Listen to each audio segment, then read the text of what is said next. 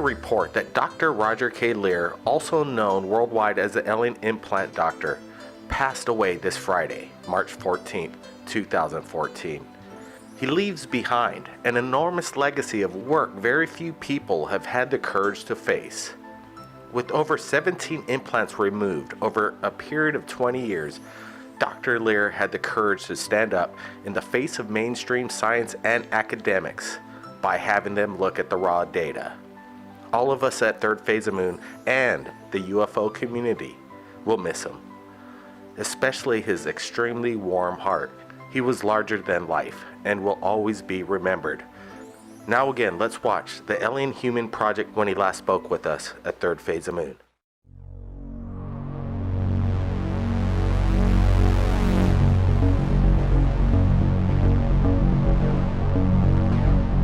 Welcome back to Third Phase of Moon. My name's Blake Cousins. In this groundbreaking documentary, we're going to explore alien abduction and strange implants extracted from people from around the world. Dr. Roger Lear has performed 16 surgeries and has removed 17 implants that are extraterrestrial in origin. We'll show you the objects he's removed and reveal why they are described as a smoking gun that prove that visitors from other planets are routinely visiting Earth and keeping tabs on the inhabitants. Also, we'll be speaking to alien abductees and patients of Dr. Roger Lear who've had alien implants removed from their bodies. 15-year-old Jack Graham will be our special correspondent on location in Los Angeles, asking Dr. Roger Lear the questions: if we are alone in the universe. As one of the most eloquent and intelligent investigators of extraterrestrial life, we'll hear Dr. Lear's observations on why the aliens are interested in our planet and what their plan is for the human race. Now, where in the body do most implants usually come from? Well, that's an interesting question of where we find them in the body. What we've come to the conclusion is that they have to be in areas that are relatively superficial and near a bone. We've never found one in a body cavity such as the thorax or the abdomen or the brain. Now, we've also come to the conclusion that maybe this is necessary because the electronics of the mechanism, we found that this may be necessary because it's broadcasting a signal. And when you broadcast a signal, at least according to human technology, you have to have an antenna. And what better antenna could be than the skeleton of the body? It contains all the minerals necessary for an antenna. So perhaps that's why they're in such association with bone.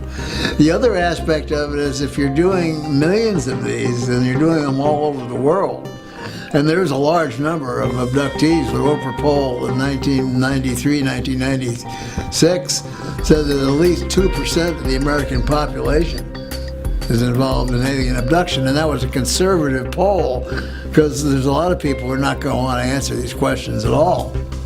And then if you multiply that by the world's population, you're talking about a lot of people. So to get remote information as to what is going on within the human body, like we tag bears, we tag porpoises and whales and so on, and we can study their habits, how long a bear hibernates, what their metabolism is during the wintertime and so on. Even John Glenn, or an astronaut, complained on national television that he had to swallow implants because mission control had to have that physiological information. Now, one of the things that we haven't talked about at all is why are implants there in the first place? Now, why exactly do you think that implants are necessary? Well, I think, again, based on human logic, and let's say, the human race is in a state of infancy, because we haven't been around that long. A race that may be hundreds, thousands, or maybe millions of years older than we are may not use the same logic as we do.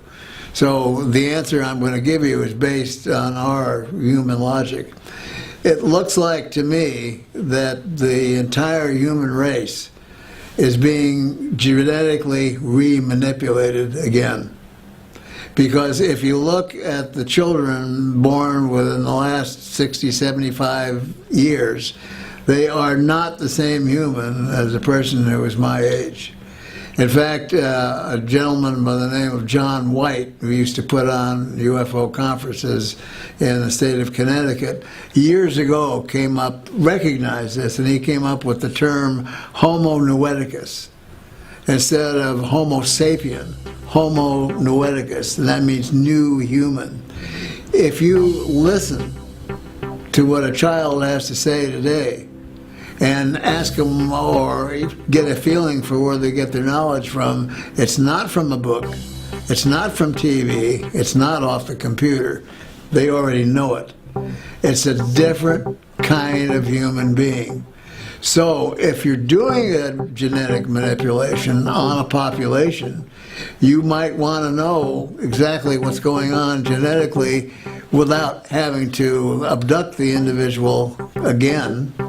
So you would do it remotely, like, as I stated previously, with what we do with lesser animals. Now, would you, for example, reach into the ocean and pull out a fish and tell the fish, I'm going to put a tag on you so I can know what your swimming habits are or what you eat? No, we would pull the fish out, do our thing, put them back. We do it with manatees. I just watched Animal Planet this morning. The manatee doesn't know they have a broadcasting device. We don't explain it to them, that we want to learn about their metabolism and their eating habits and so on. So they just do it. Well, that's, kind of what they're doing with us. They put these devices in so that possibly they can gain remote information without ever having to come back and abduct us again.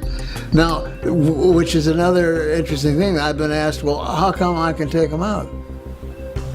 Do aliens want it to be found? That's a good question. Do aliens want it to be found? And if they didn't, I guess I wouldn't be taking them out. And then I get asked, well, who else is doing this? And as far as I know, I'm the only person in the world. And I did research. Prior to the time I did the first one, even though I thought it was going to be a funny joke, I wanted to see how many implants were taken out previously. And all I did was I read through the UFO literature, and I saw that things were taken out. They turned to powder, they disappear, they dropped, they did this, they did that, but nobody ever came up with anything. And so I do cases, and I come up with actual physical objects that can be sent to material scientific laboratories and get opinions. I mean, I can't explain that. That's strange. And if somebody had told me, 50 years ago, that I would ever be doing anything like this, or would have traveled to 42 countries, or have done the things that I've done, or have done the television programs and radio programs I've done, I would have told them they were nuts. Now, I know you've removed many implants. How similar are the implants to one another? Are they each clones of themselves, or do they vary? Well, the implants that we have removed in the past, we have about 7 that look exactly the same. And if you lined them all up on gauze sponges, you would never tell one from the other. We have a few that are different, but I have synthetically divided them into 3 categories. Ones that are metallic and covered with a biological coating, ones that are non-metallic, and one that is biological. And each operates a little bit differently. But the 7 that we have that are metallic rods with biological coatings are virtually all the same. Interesting. Now, do you personally believe that you've been contacted by aliens? I would have to say the answer to that is yes. I can tell you an episode that occurred with my family, my daughter and myself, in Laughlin some years ago, which I wrote a book. I wrote a part of a book called Chopped Liver, and we talked about that incident. But during the awards banquet that we were having at the conference, I was asked to come outside with my family. So there was a lot of people who were lined up at the fence along the Colorado River. And we were in back of a lady in a white dress, and I said, what's going on? What's happening here? She said, oh, you missed them, you missed them. There was about 7 of them out here. And I said, 7 what? She said, 7 craft. Wow. And I said, oh, well, I started looking around, and I didn't see anything. And, you know, if you start staring at objects in the heavens, your eye muscles begin to twitch, and I thought, well, you know, these people are having what's called nocturnal nystagmus is the word for it. And then suddenly, like in the movie A Beautiful Mind, where you can look up at the heavens and you can find any geometric concentration of stars that you want to see. There's thousands, millions of them there. You know, so our attention was called to a triangle of stars. Now there was a big, bright, full moon, really bright. And right below the moon was this triangle of stars. And the whole 40 people seemed to be concentrating on this triangle of stars. And then suddenly the bottom 2 stars started to move. And they came downward and they went into a pair, and they slowly went towards the corona of the moonlight and disappeared. And at the same time, I think everyone there got a telepathic message. Yes, we're here, believe it, bye-bye. And my daughter, who was about 12 years old at the time, said, Dad, are those folks coming back again? So, yes, I believe I have been contacted by non-terrestrial beings. That's fascinating. Now, what would you say is the most credible argument you've ever heard for abduction? Well, the most credible argument that I've heard for abduction in the cases that we've done surgery on would be very hard to delineate, because when we set up our set of criteria and protocols, the individual must have some kind of a memory of being associated with the abduction phenomena. When Bob Bigelow or NIDS decided to take on this responsibility of doing the metallurgy, I had to do some studying so that I could just interpret what they had to say. And I started getting reports back, and the first report we got back was they were comparing. This was Los Alamos National Laboratory. Mm-hmm. They were comparing these to meteorite samples. Wow.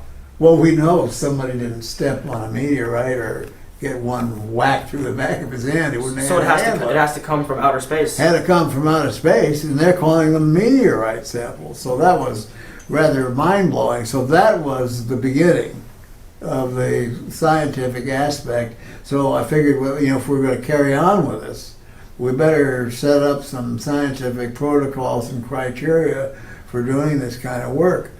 And then we formed our 501c3 nonprofit organization, ANS Research, and no charges were then ever made to any of the surgical candidates. I see. Now, I know, because you've written a lot of books, clearly, people must have heard about them. How many people ask you, can you inspect me and see if I have any alien implants inside my body? Do you get a lot of emails per day? Well, I get a tremendous amount of emails, sometimes 3,500 a day. Wow. And yes, we have now instituted a methodology, a scientific methodology, for looking at the possibilities of whether somebody might have an object in their body. And Steve and I both have equipment that we can go, for example, to a conference. Let's say, tomorrow an alien revealed himself to the general public. How would you say people would react? Would there be mayhem and riots, or how would it go? Well, if the alien presence were known suddenly, one day, for example, I like to use the example of a huge multi-football field alien craft landing on a busy freeway during rush hour. Would there be a panic? The answer is yes, there would be a panic, because people would be on their cell phones calling Caltrans to see how long they were going to have to sit there before that thing got out of the way so they could go back to get home to watch the Lakers game. But see, it just indicates the quality of life that we have here in the United States. Probably the least important thing of an individual who lives in the United States, at least, is extraterrestrial beings. As long as it doesn't interfere with you personally, then it could be fine, or it could be not fine, or who cares? But because that relationship has been made fun of for so many years, well, we don't even take it, the common person doesn't even take it seriously. So the world is changing, and the world has got to finally know the truth. Government sources and private industry has taken over most of the knowledge of, the extraterrestrial presence. Yeah. I guess, do you have any good guesses as to why aliens would contact us? What makes us stand out that aliens would want to put their implants inside of us? Well, I think in order to understand what the alien approach is to human life on Earth, we have to have a good understanding of our history, which we don't, and which nobody seems to care about except a few. But if you go back and you look at ancient history, and you look at ancient paintings and wood carvings and so on, even liturgical paintings with Jesus, you're going to look up and you're going to see a typical saucer UFO craft flying around, even back in those days. So, we don't know where we came from. We've been looking for the missing link for year after year after year. Where's the missing link? If we look at the writings of Zecharia Sitchin, the late Zecharia Sitchin just passed away, and he wrote a set of books called The Earth Chronicles. And he says that 435,000 years ago, from another planet in our solar system called Nibiru, the group or race of individuals called the Anunnaki came here, and their head geneticist, whose name was Enki, manipulated what was already here into human beings. Wow. So if we don't understand the history of where we came from in the first place, how can we possibly understand the present or the future of where we're going with all this? Jack Graham will now speak to Stephen Colburn, chemist and material scientist, in regards to the implants removed by the alien abductees.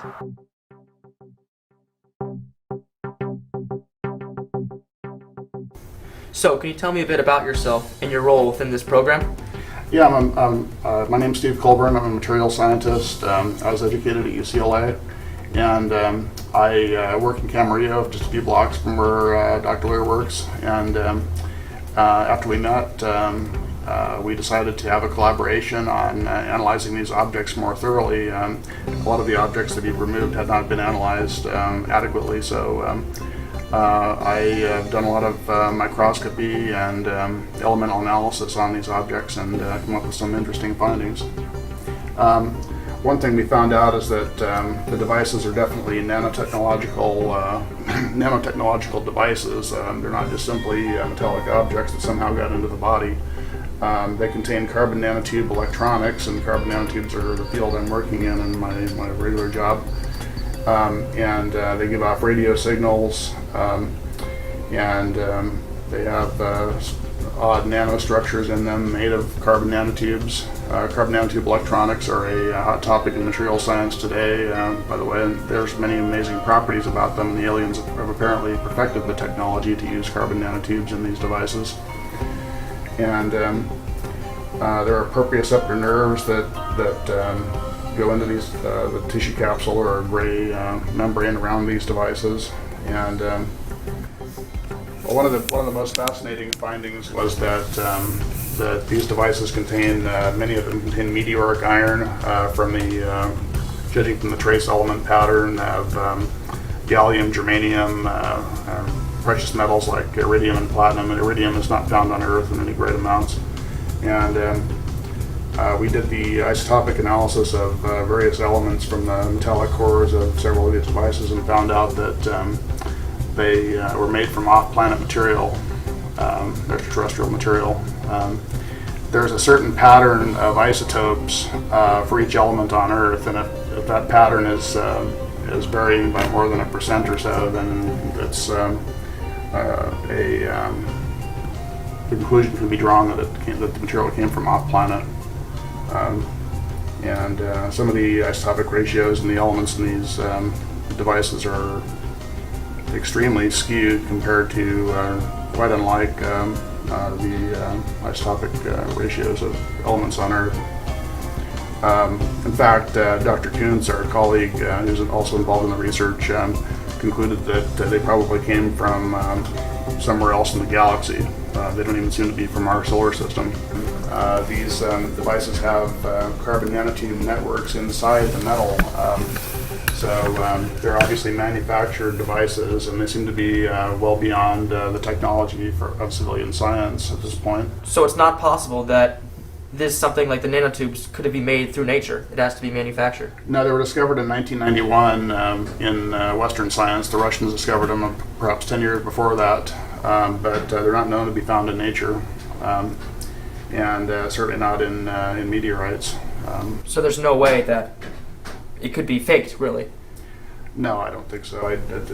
Some people have argued that these devices could be made by black government projects, but I think that the fact that they contain extraterrestrial material argues strongly against that. So what you're saying that it was discovered in 1991, right? The nanotubes. Yeah, and many of these objects And these come before. date from well before the discovery of carbon nanotubes in science on Earth. These people reported that these objects were put in like 30, 40 years before a lot of times. So when you say nanotubes, do you mean that these things could be used to store information, perhaps? Yeah, they can be made into electronic networks. Carbon nanotubes are like. Let me give you a little bit of background. Graphite is a hexagonal array of carbon atoms, and these arrays, these layers, are stacked. If you take one of these layers, one of these hexagonal arrays of carbon atoms, and roll it up into a tube, that's a carbon nanotube. And there's various types of carbon nanotubes with different numbers of walls, and single wall are the most studied right now, and these contain single wall carbon nanotubes. Single wall carbon nanotubes are often less than a nanometer in diameter. These are small diameter single wall carbon nanotubes that are in these devices, and those can be used as electronics because there are metallic and semiconducting single wall carbon nanotubes. So you're saying this is very tightly stacked, and if you took out if you laid it end to end, it would definitely be a lot larger than it would. So all this information is tightly stored together, compacted? Yeah, I would think so, yeah. The total length of the carbon nanotubes in one of these things might be several miles. I haven't figured it out, but Wow. it's got to be a lot. So the technology used to compact that much information so tightly seems to be pretty futuristic. Definitely, I don't understand how the metal could actually be put around the carbon nanotubes without destroying the nanotubes, because the melting point of these metals is like 1500 degrees Celsius, and if you poured molten metal over the carbon nanotubes, it would just destroy them or convert them to metal carbides. So would it be possible to say that the information required to make one of these carbon nanotubes isn't readily available on Earth? It must have come from somewhere else? We can make carbon nanotubes, but to make a 3D intricate composite like this with carbon nanotube electronics inside the metal, that's well beyond our technology at this point. We've speculated that they might be physiological monitoring devices or listening devices. They're definitely relaying information about the subject to the aliens through radio signals. They're not always transmitting, so... Have you noticed actual radio signals emitting from it? We've detected radio signals coming from them, and in two of my reports we outlined some of the frequencies that they give off. The last two devices we detected radio signals from. Are they common radio signals that are found on Earth? Some of them are aeronautical and satellite communication frequencies, but there's also very high frequency microwave discharges as well. So could it be possibly dangerous to have a lot of microwaves emitting from inside a person? I wouldn't say it's a lot of microwaves. We've only detected perhaps milliwatt levels of power, but it's hard to say. There's been no ill effects noted from anybody having these devices inside them. What about after the surgery? Has there In fact, they don't have any rejection or immune response by the body. So that it's possible to not even notice these tiny things in your body. Yeah, most people don't notice them at all.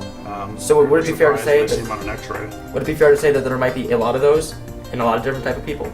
Oh, that's very safe to say. Wow.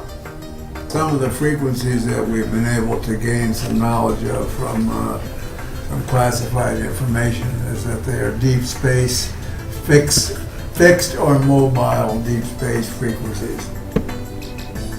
And that presents quite a conundrum because what advanced civilization would be using radio wave to begin with? So do you think it'd be possible that the government could know about these nanotube technologies? I think they know about them. I don't think they can reproduce it as yet. But it's anybody's guess how much technology the Black Project community has. Some of their stuff is reverse engineered alien technology, reportedly. So would it be possible to take this apart and perhaps learn the secrets of what's inside it and perhaps use it for our own technology? That's what we'd like to do at some point. We'd like to take one of these devices and mount it vertically on a scanning electron microscope mount and take an elemental map of one layer of the object, then etch away a layer with a beam of fast atoms, and then do the next layer and get a three-dimensional structure of the object that way. How strong is the object? Is it easy to break? This one, I don't know. I haven't tried to cut it yet. Most of them are fairly easy to break. I've cut 4 so far, and 3 of them are fairly easy to break. One was immensely strong and could not be cut at all. With even diamond tools wouldn't scratch it. It appeared to be some kind of highly advanced iron metal matrix composite with carbon nanotubes. You mentioned there was a sort of biological capsule that surrounded it. Would that be used to protect it, to prevent it breakage? No, I don't think it's to protect it. I think it's to organize the neural input to the device somehow.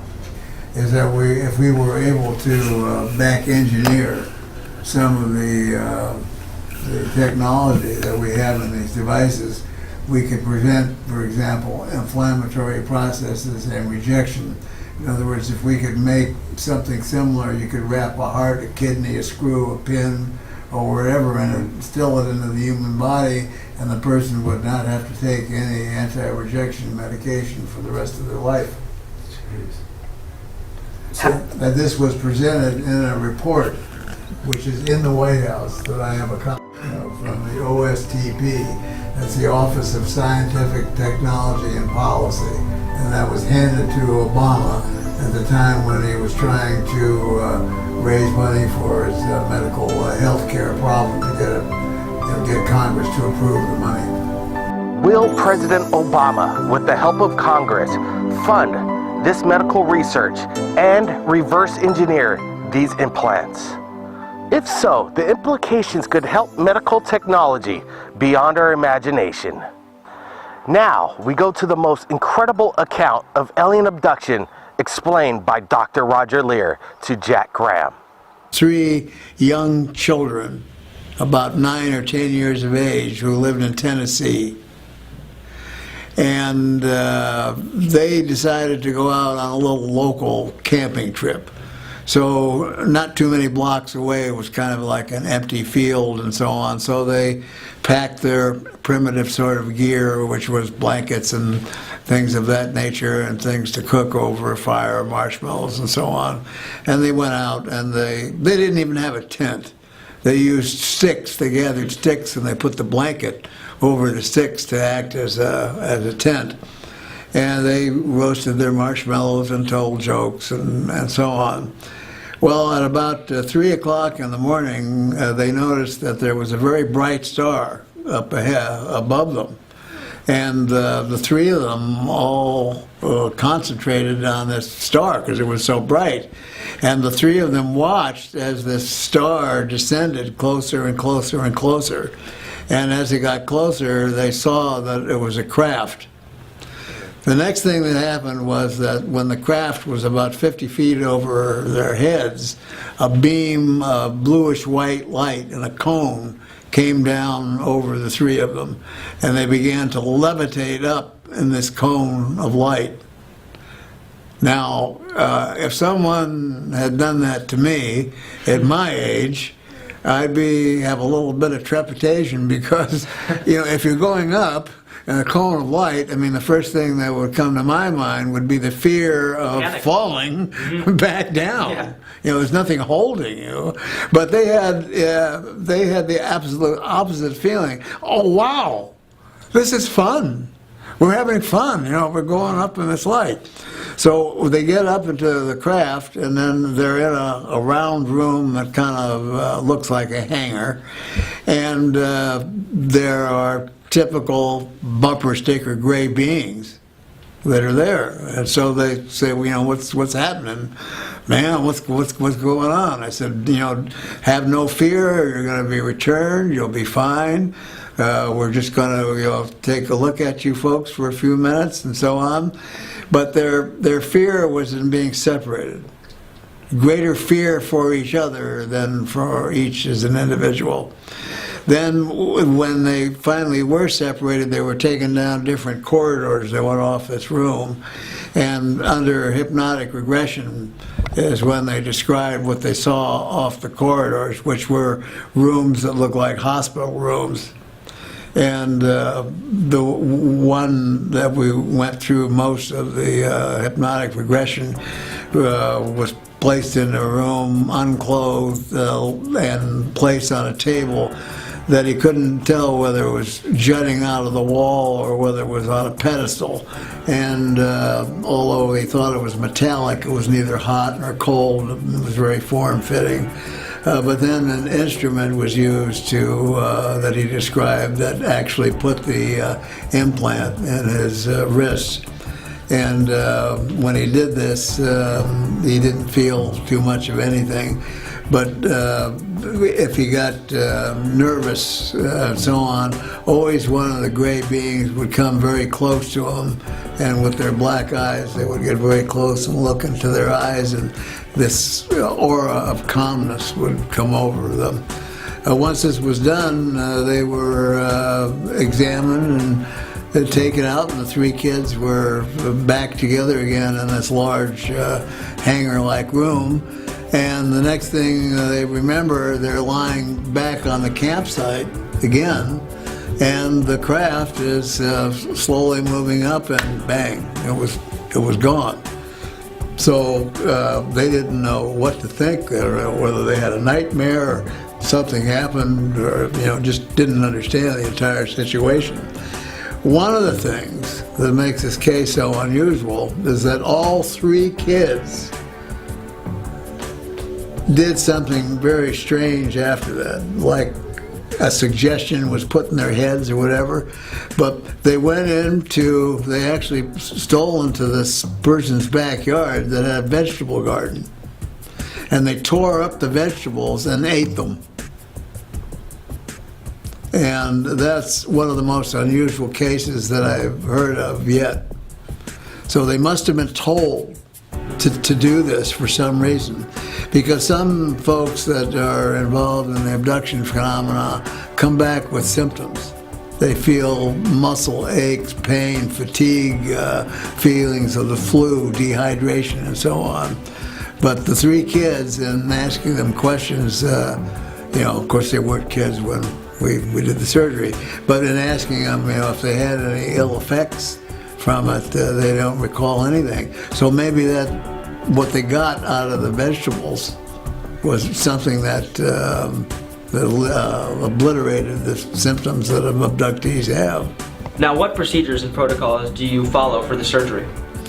Well, the procedures and protocols that we follow have to be kept 100% in order to make this a scientific study, because we try and stay with the scientific method. One of the things we do is when a patient contacts me, they have to convince me that they have an object. And that's either through an X-ray or a CAT scan. We don't accept MRIs because MRIs can produce false positives for foreign objects. For example, in an MRI, if you're looking through a slice right through the top of a blood vessel and there's blood flowing through a vessel, you'll see a nice bright spot. but that's not a foreign object. All it is a cut through a blood vessel. So if they send me x-rays or a CAT scan, then I take them to the radiologist and I get it confirmed that this is a foreign body, and what is guesstimation of the material is. Is it more dense than the surrounding bone? Is it less dense than the surrounding bone? We know if it's more dense than the surrounding bone, it's probably on the metallic side. Also, we have other consultants that we use. For example, we've had a couple of cases that were dental cases, and these were dental x-rays. So we have dental experts that go ahead and will look at the x-rays, and then they'll make suggestions as to whether they need further films, a Panorex or a CAT scan. So once it's been established that there is an object there, then the next thing we do is we send that client a package of questions, and they have to answer all the questions. There are no right and there are no wrong answers, but it gives us a complete background of what the possibility of their actually being involved with the abduction program is. Also, one of the forms amongst this questionnaire is a gradable form on probabilities. So if they're over 35% probable, then they've been involved. Now, lots of people step on things. Lots of people have, they want 2 seconds of fame on television or to get filmed. There's a lot of reasons for people that contact me. They may be not abductees at all. Some abductees don't get along well with the problems. And as the late John Mack wrote in his book, there are 7 traumas that are involved with alien abduction, and only one of them is the event itself. Another one is who are you going to tell? Who's going to believe you? So you have this argument that goes on continuously. So a lot of these people are not well adjusted. A lot of abductees have problems. They can become alcoholics, drug addicts. They can be confined in mental institutions. So you have to sift out these people to become part of this study, and this is one of the first things we do. Then once they are accepted as a possible surgical candidate, do they want the surgery? Do they want it removed? And if so, if they agree that they do want it removed, they have to understand that the product that we're going to remove becomes the ownership becomes part of ANS research, and that we promise to give to the rest of the world as scientific knowledge. And if they're not willing to do that, then we don't accept them as a patient. So if we look at statistical numbers, let's say 10% out of 100 might be a true surgical candidate. 1% of them will only be ones that we'll operate on. Now, have any scientists tried to talk to you and give possible explanations for what it is instead of aliens, and try to prove you wrong? When I talk to the academic scientific community, they're also interested in the analysis and the intrigue of what they're looking at on a scientific academic basis, that they don't even offer a lot of times suggestions. If we do it and they're being paid, for example, for a television program, they'll actually get them to lie on camera. Wow. Also, scientists, by and large, are prey to higher masters, as other people, in other fields of occupations do. They have to earn their paycheck. They have to feed their families. So, and they could be threatened. They can be threatened by any agency of the government, for example. Not so much anymore, but in earlier years, yes. To what extent do you think is the government hiding information from us? Do you think they know? Do you think they have contact with aliens? I think that the government historically has made contact with aliens, and there's most probably been deals that have been made. We have enough witnesses now, for example, Holloman Air Force situation in which at Holloman Air Force Base, where Air Force One was seen to land. The base was literally frozen. No one could move from their post when this was going on. There was lots of witnesses to things that were happening. Two electricians, up on a pole were told to stay there and not move till all this was over, and that was near the runway. Then they saw 3 circular craft come flying overhead. One of them began to hover over the runway when Air Force One stopped. Another one took off and went 20 miles away and hovered over a park, and the third one was somewhere else lingering around. And it was said by the lineman, who had a good view of this whole thing, that President Eisenhower at the time, got out of that plane, walked over to the craft. They saw a ramp come down. He walked up the ramp and shook hands with some kind of a non-human being. Went in, was there for about 20 minutes, came back out again. The alien craft took off. Air Force One took off. And instead of following the rules and regs that they had set up for landings at that base, they took off and flew directly within 50 feet off the roof of the hospital. Jeez. So this has been, cited as one of the examples, but certain presidents were in the know, certain presidents were not probably in the know. And today, I believe that the situation is totally different. I believe that most of this information today is in the hands of the giant monarchs of industry, these multilateral companies that are, some of them are part of the military-industrial complex, and some of them are industry itself. And it's the greed that keeps propelling this on and on and on. But it looks like they're getting to the point now where they're starting to eat each other, because I guarantee you that Standard Oil, with its concentration on fossil fuel energy, is not really interested in what Monsanto is doing, making GMO foods.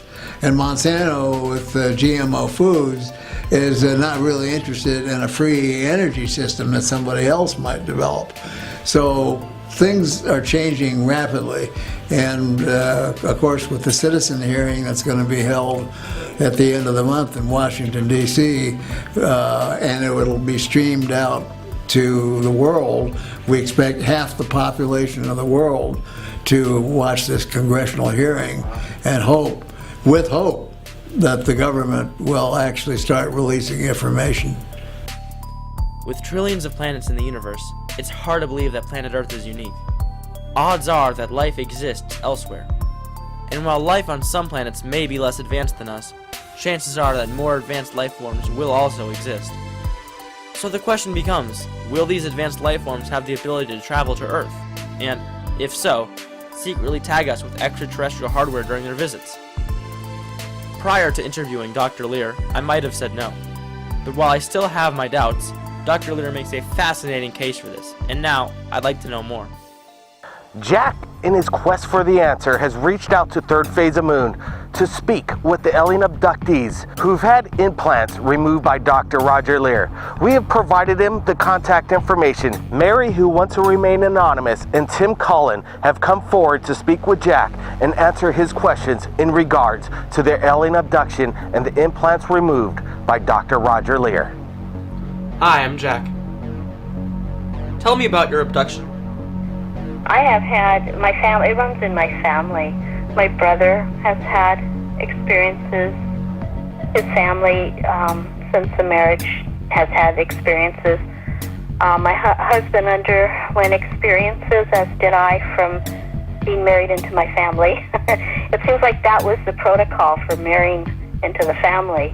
And because I had unusual experiences from the time I was really, really small, and my brother too from the time he was an infant. And I believe they started with my mom and dad, because my dad had some sightings. I had a sighting. My mother had a sighting of a UFO over our home.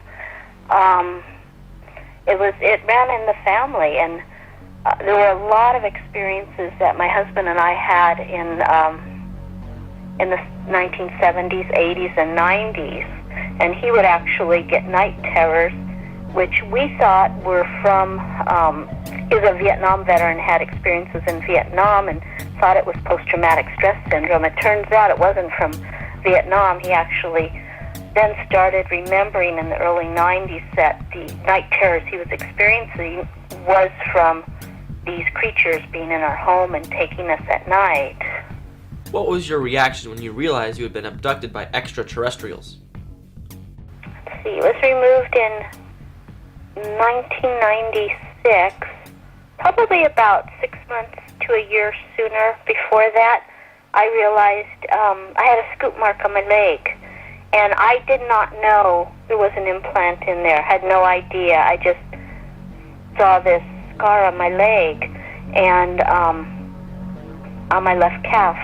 And when Roger was, I was assistant section director and then section director of MUFON for Ventura, Santa Barbara counties, and Roger was helping me, and he had arranged to do surgeries, and he had gotten funding through Bigelow, and for 3 surgeries, we had 3 people that were going to have supposed implants removed. Roger had gone through the x-ray process and exam process. Well, one of them was Whitley Strieber.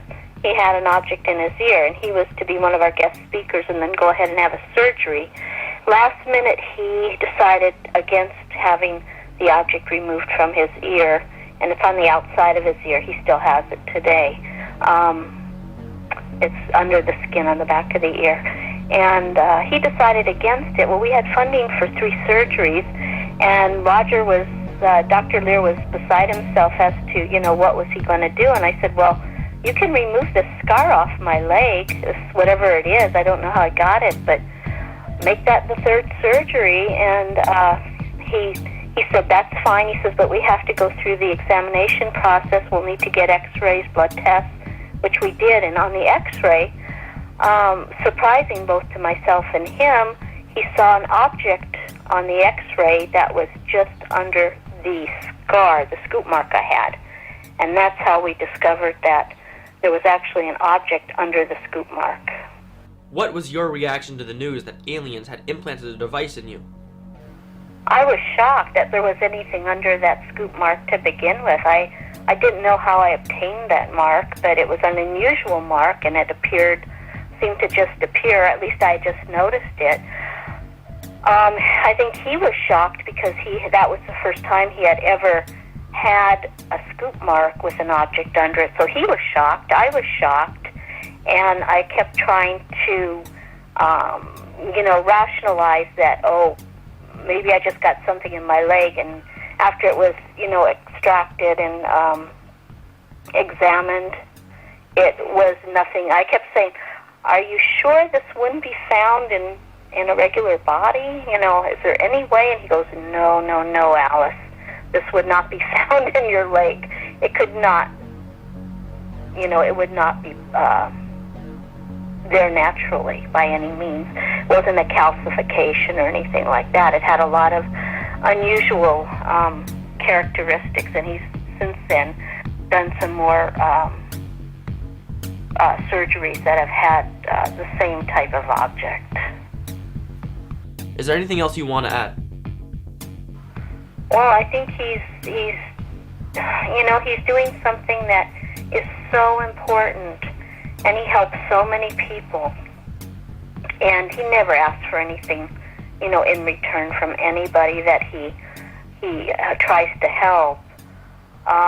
He's just, he's doing it because he has not only the ability to do it, but he has the need to find out what is really going on, a curiosity as to what's going on. It's affected him. Everything he does, his life, his career, he's very dedicated to trying to find out, what these objects are. And also, with these objects, we're finding that they have no inflammatory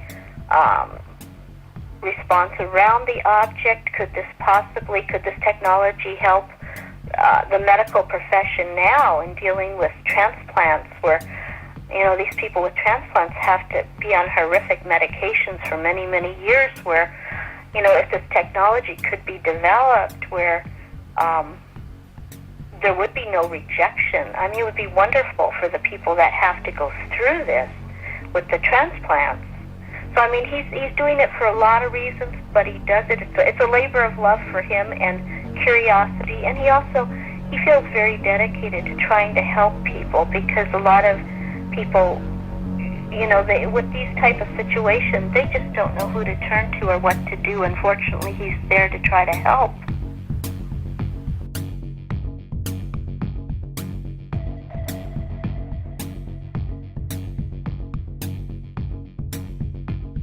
Where is your chip implanted?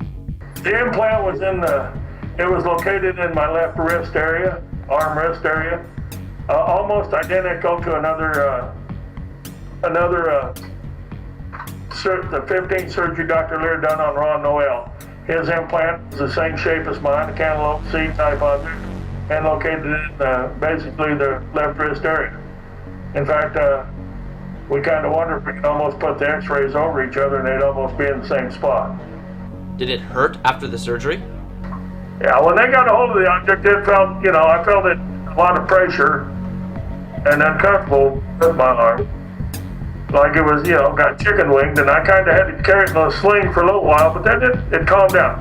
It really, like I said, it was just like it was just the arm was being abused. I realized this thing was hooked to my nervous system, because when I became aware of it, it was like it was aware of me and I was aware of it.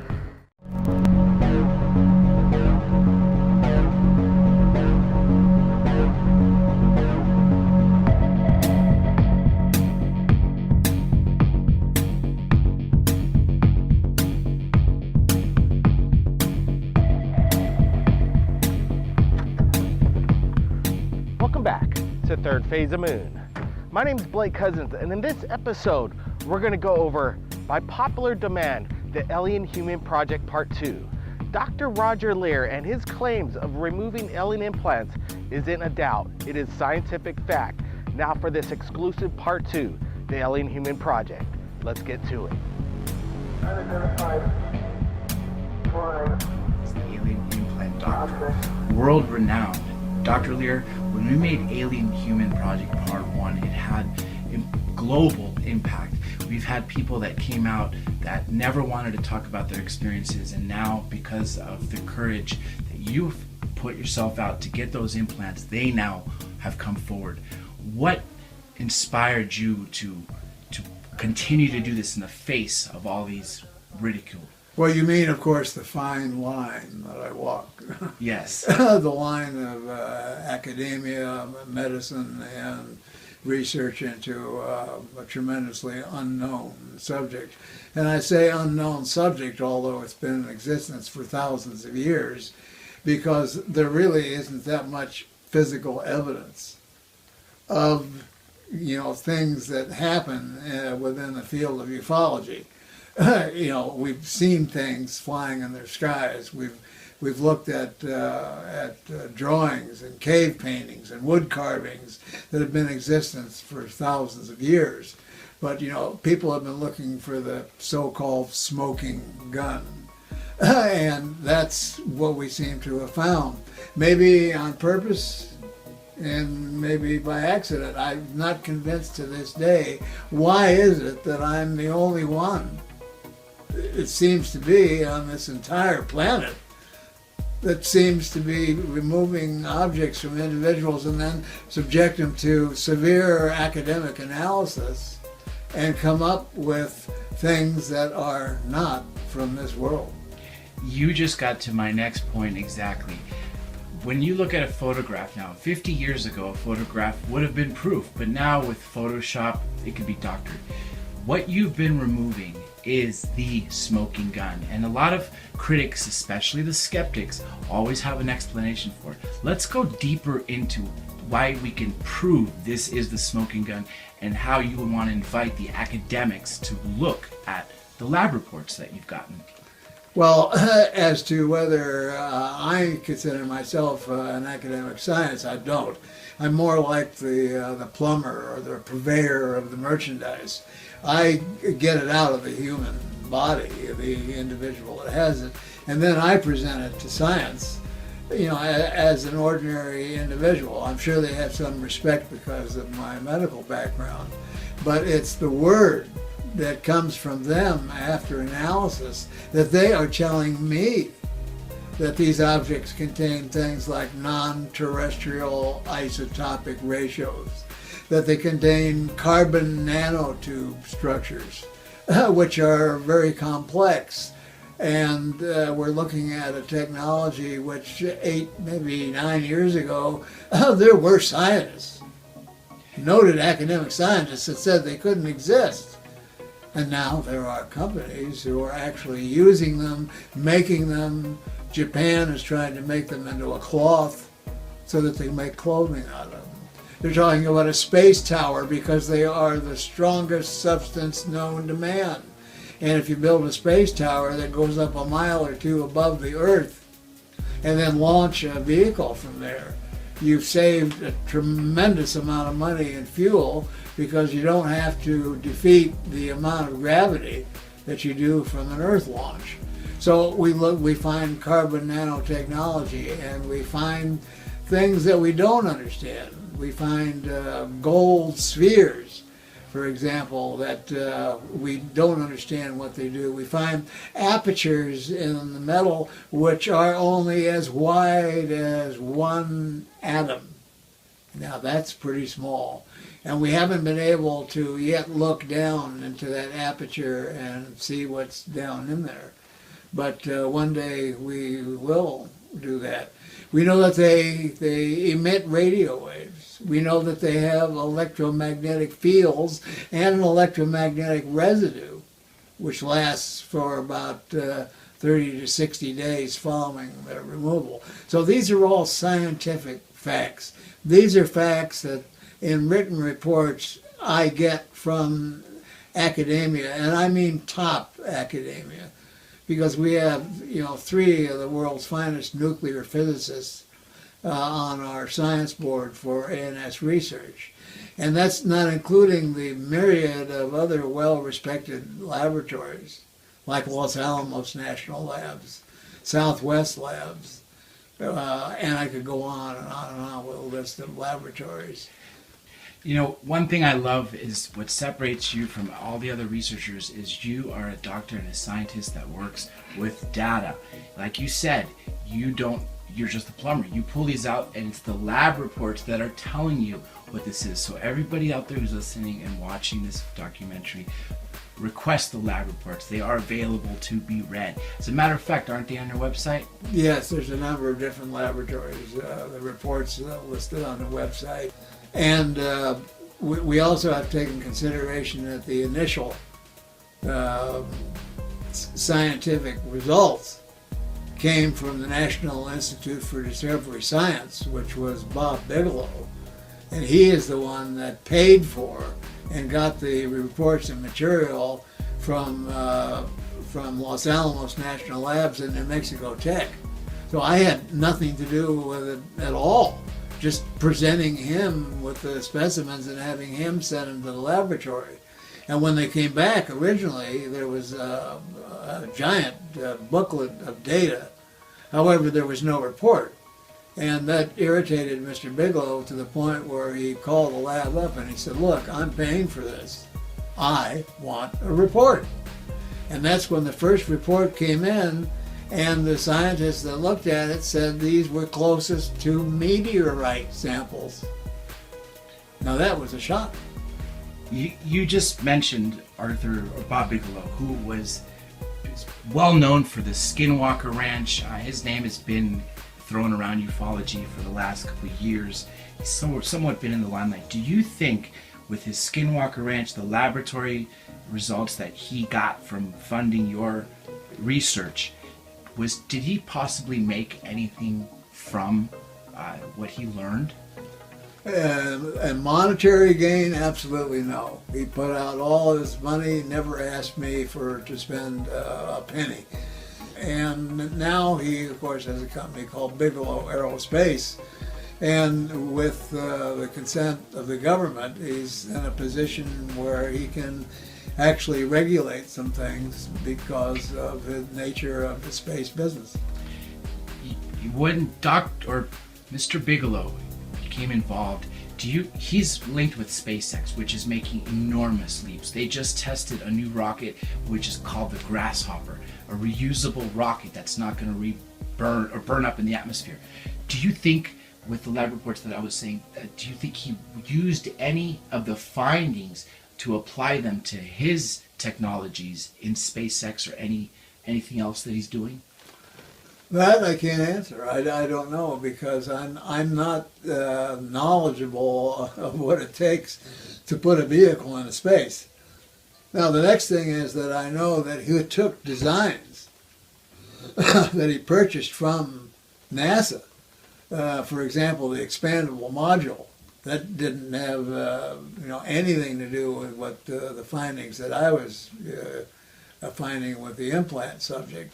But yet it took a technology that he developed, and he put up, the Genesis space module, Genesis 1 and Genesis 2, and then looked at all the data coming in, and they are much, much safer space vehicles than the International Space Station. Let's go back and talk about the actual technology. One thing I love is our technology as a human race grows, we're able to dive in these things deeper. One thing you mentioned was single-sized atom particles. What on earth can be made into a size of one atom? Virtually nothing that a human being can do, right? Well, now we can use single-sized atom and what we call nanotechnology. That is nanotechnology. If you take a single carbon atom and you string two of them together, and then three and then four, and put them in a circle, then you have a circle of carbon nano atoms. And if you extend this into a tube, you have a CNT, or a carbon nanotube. Now, if you extend that out, then you have something that's similar to wiring without insulation. So let's say you take one of these carbon nano strands and you wrap two of them together, and then you can actually make a cable and you get a carbon nano bundle. But this is sub-microscopic. You have to look at this on the level of an electron microscope. So we have it. We are using it. And this is from what I understand from reliable sources, is the basis for communication in the future. Just as Star Trek talked about, going to subspace frequency. Well, how do you communicate if you're in deep space? Are you going to wait the length of time that it takes us to get a signal from Mars back to Earth? No. So you go into another technology, which is scalar wave technology, faster than the speed of light. And some laboratories, very few, I won't mention who they are, but they are conducting experiments with scalar waves, and they told me that this is the communication of the future, both in television and radio communication. Carbon nanotubes, or the nanotechnology that we humans are using now, was not available when you first removed the first implant, correct? That is absolutely correct. Carbon nanotubes were an argument. It was only existent in the minds of certain scientists that said, perhaps carbon nanotubes exist in nature, but we can't find them. Perhaps they could exist if you could make them. But then the other half said, no, it's impossible. You can't make them. And now to see what that technology was then and what the technology is today, because a carbon nanotube today can be single-walled, double-walled, triple-walled, and you still have that aperture in the center, like the center of a hose. And you can put other material in that center, and that's called a doped carbon nanotube. So let's say you make a very small one, very small doped carbon nanotube. Let's say that the substance in the middle of it is a very potent antibiotic. You can give that person an injection of that antibiotic in this carbon nanotube and have the carbon nanotube go directly to the area of the infection, a tumor or something else, or a drug to treat cancer, for example.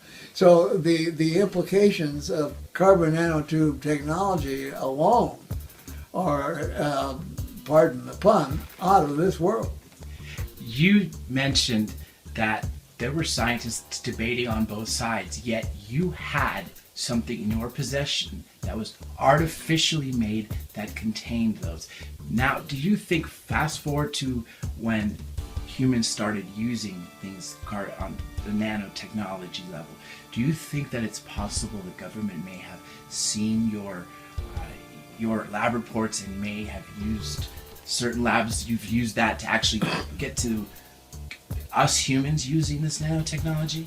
Well, the possibility of government looking at my work and copying it, so to speak, or using the things that our scientists have illuminated, I doubt whether that's true, because a lot of this may have gone back to Roswell, back engineering. We're talking about almost 60 some odd years.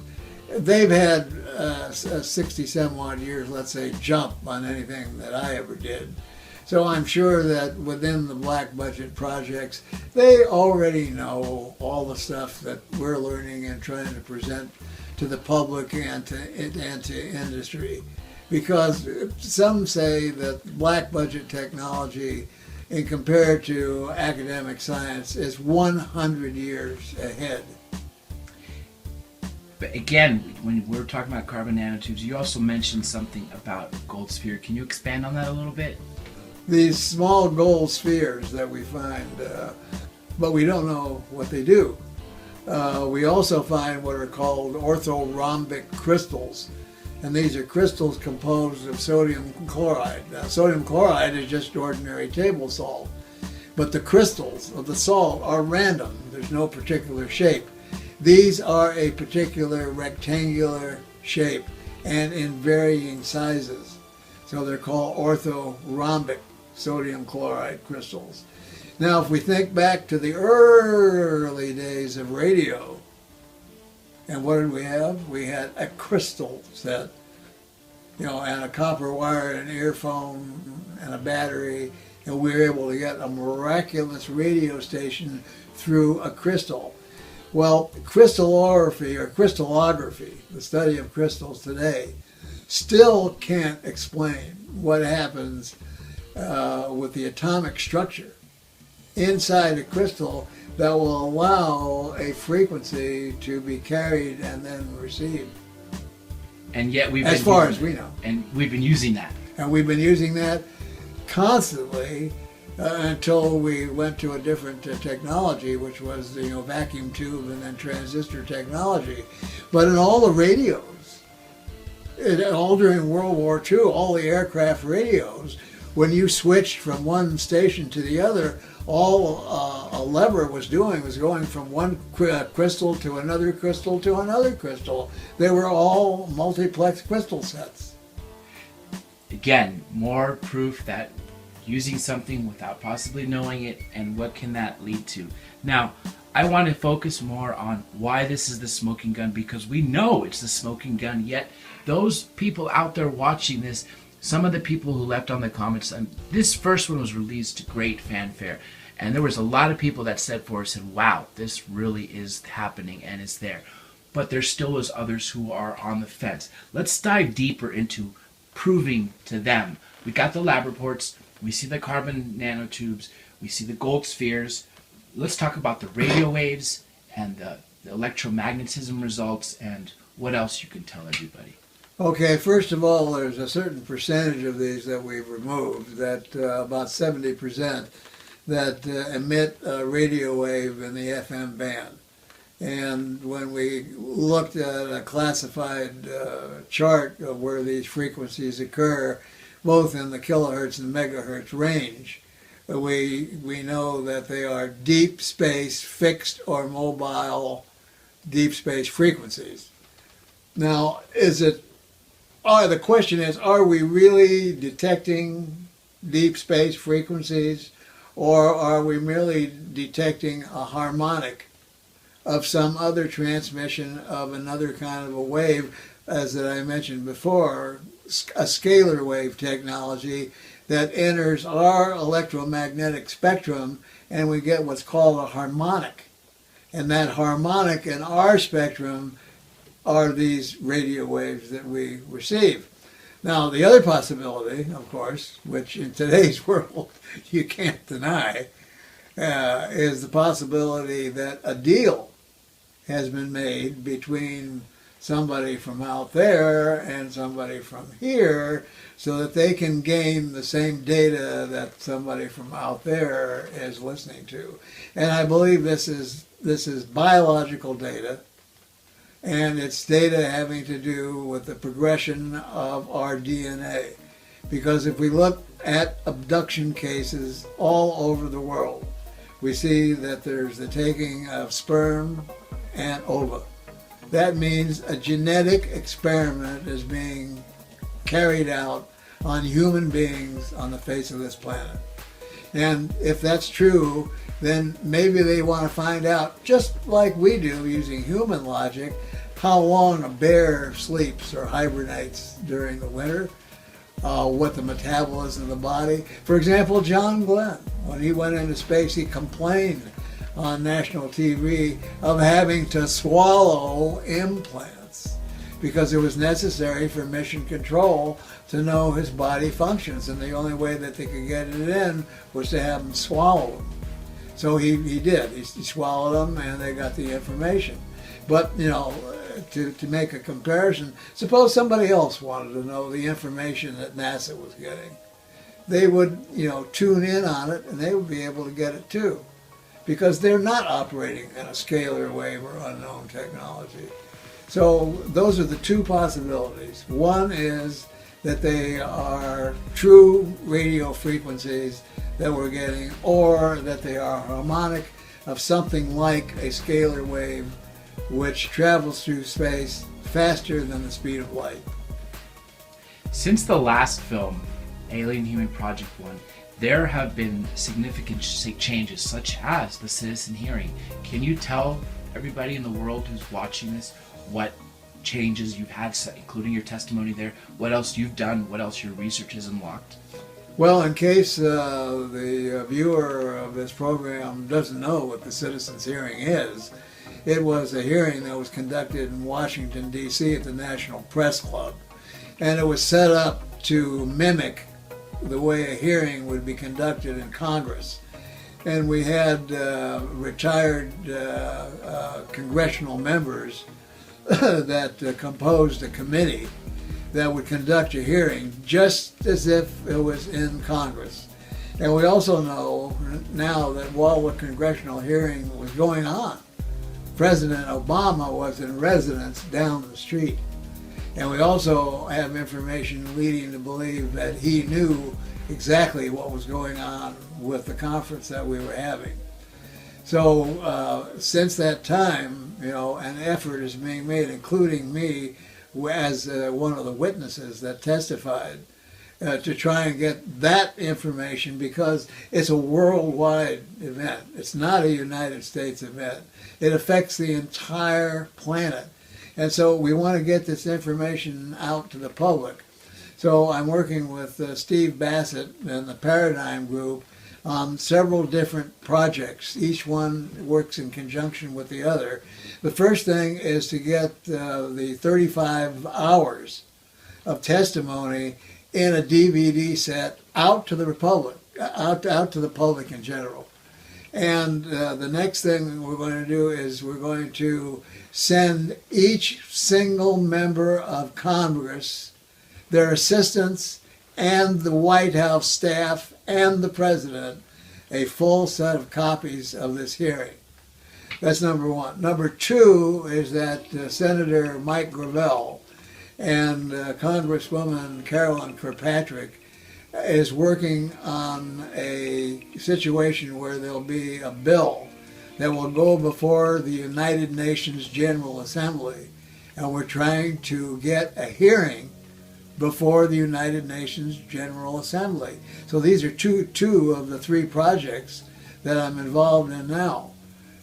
So it's public education, education of the entire planet, that we have been and are being visited and interfered with by non-terrestrial beings, whether they be from another dimension or another planet or somewhere else or within the earth or already living here.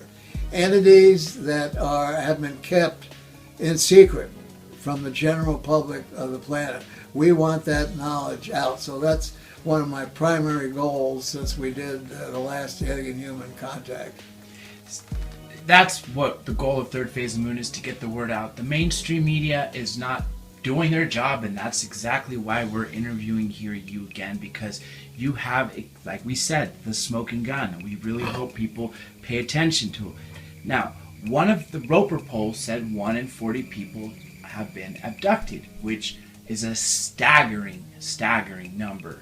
The people that have had them removed, have any of them had a repeat abduction where another insertion was made?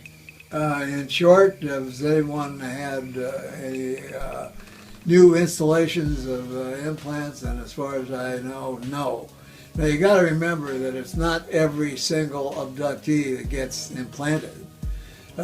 We figure, that there's something close to human logic that they may be using. So what we do is about 15% of the species that we are studying will get implanted so we can remotely get the information we need.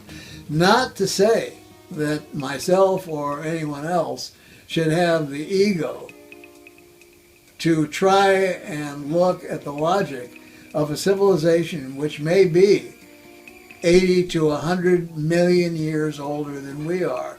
How could we possibly conceive their thought processes or compare their thought process to us? But if we base this only on human logic, you don't have to implant every single abductee subject. And since they're working with humans, again, maybe they have to lower themselves to human resources and human technology in order to get the information that they need. So that's possible too. It may be just as hard for an 80 million or a year old civilization to communicate with us thought-wise than it is for us to conceive of them being able to do what they do. Do you think by you removing those 17 implants may have possibly disrupted them to want to put them in more secretive areas? The answer to that is no, because it seems to me that if they wouldn't allow me to take these out, in a literature search I did before I ever started doing this, nobody was ever successful in removing a suspected alien implant.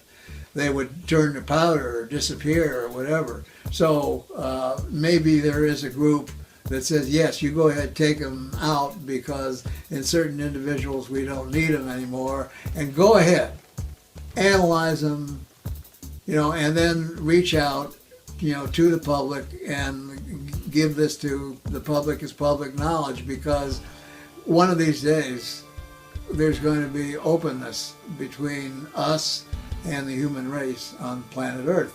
So, but, not to say that there is another group that might be involved that said, oh, we're going to make sure that they can't take this out.